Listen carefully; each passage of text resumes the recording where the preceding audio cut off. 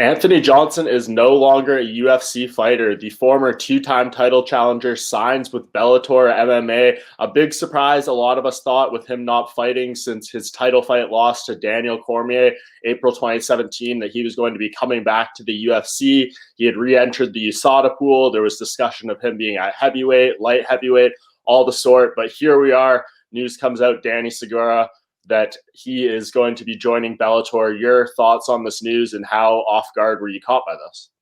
Very.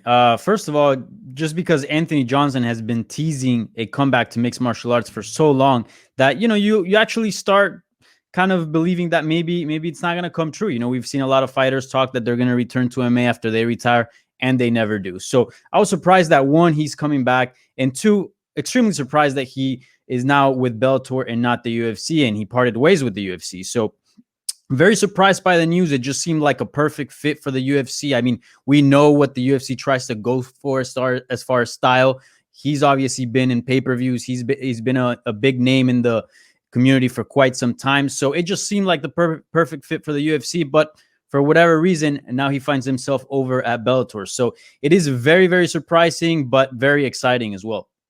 Yeah, second most knockouts tied in UFC history for Anthony Johnson. So obviously we know what he can do in there. If you can hypothesize a little bit, I mean, we don't know the exact circumstances that led to this, whether he requested a release or what the situation was, or is he part of these mass cuts for the UFC? They're trying to taper back on some salary with him. We know Anthony Johnson, I imagine, does not come cheap. So we obviously don't know the 100% situation right now, but if you could hypothesize a little bit, what do you think it is? Do you think this is part of the UFC saying maybe this isn't a guy we want to pay anymore, et cetera, or do you think there's something else to this?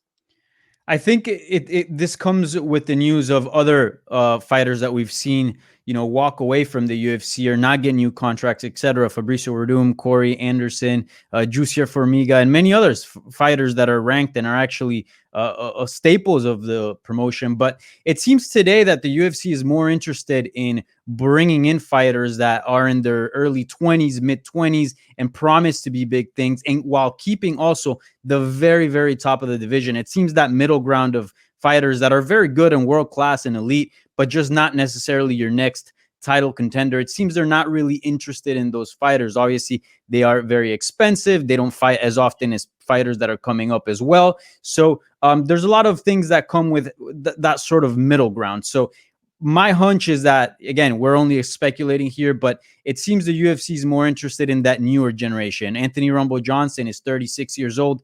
Yes, he looks in great shape. You just have to go over his Instagram, but you can suspect, given his trajectory in MMA, that he might only have maybe 3-4 years in the sport tops. So it seems that the UFC is going in a much younger direction. And I am a little bit surprised that Bellator maybe went in the direction of Anthony Johnson. We look at, you see, they didn't want Anderson Silva. They say they don't want Yoel Romero, who's obviously still a very highly ranked middleweight, but they want Anthony Johnson, who is possibly tweeting between multiple divisions, hasn't fought in probably over 4 years by the time he gets in there. For Bellator, is this a logical pickup for them, or does it kind of surprise you that they went in this direction, given everything Scott Coker has said about the fighters that they're trying to sign at this stage?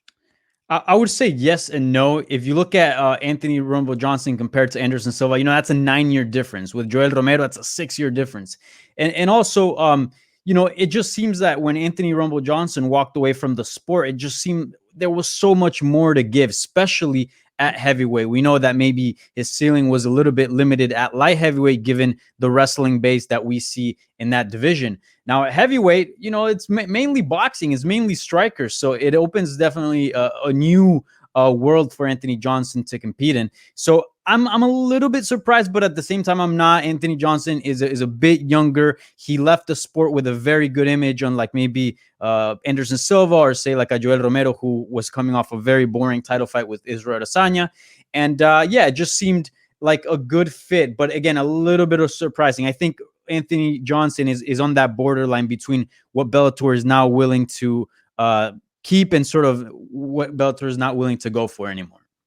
Yeah, I tend to agree. And I think obviously with the knockout power, he kind of pays for himself in that way if he can get you a few big highlights. As we close out here, Danny, short and sweet. If you are Bellator, you are booking Anthony Johnson, it seems like his debut is going to come in Q1 of 2021. Pick a weight class, pick an opponent. How are you bringing him in?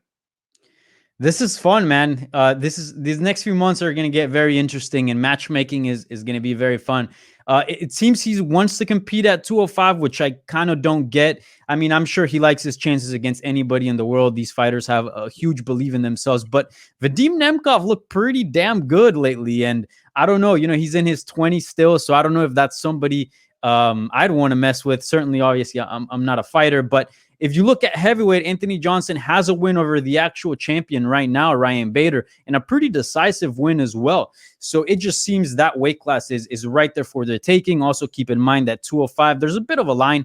Obviously, you got Corey Anderson waiting for a title shot, as well as Phil Davis. At heavyweight, it just seems to be open grounds for Anthony Johnson. So I would actually, if I were him, and even just from a fan perspective, I'd love to see him at heavyweight. I think we've always wondered how he would do at heavyweight. I was actually there when he fought Andrei Arlovsky in a heavyweight bout in a local event in Florida, if I'm not mistaken, or it might have been World Series. I'm not quite sure, but I was there and he looked quite good as a heavyweight, obviously fighting a former UFC heavyweight champion. So I go for heavyweight, and I think, just go straight for the title and do that Ryan Bader bout. Yeah, I tend to agree. I think obviously with the win there, the history. Another name, maybe Fedor could be a crazy fight with Anthony Johnson too. Maybe that's a little bit too much at the point of his career. But anyways, we will see what's to come with Anthony Johnson, his UFC debut, or his Bellator debut. Obviously, very fresh news still, but a big signing for Bellator and gearing up for a big 2021. So thanks for joining me, Danny. We'll see when Rumble is in that cage.